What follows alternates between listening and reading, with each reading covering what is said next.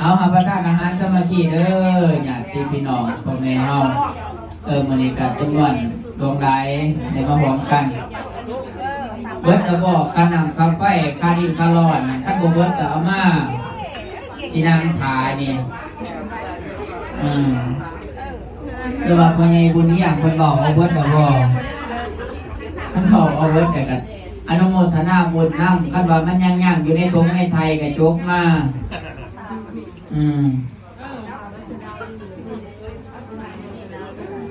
ท่านนำได้เป็นเศรษฐีมาโดยใจยินดีให้เป็นร่างป่าอยากงามแล้วมาวัดอาจารย์เป็นว่าเอาอนุโมทนาปรับเจ้าสัทธาในวันกัน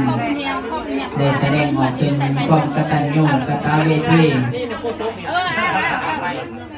ฮะกระดับไฟไฟแค่นโคลมบอกมาแม่ล่ะ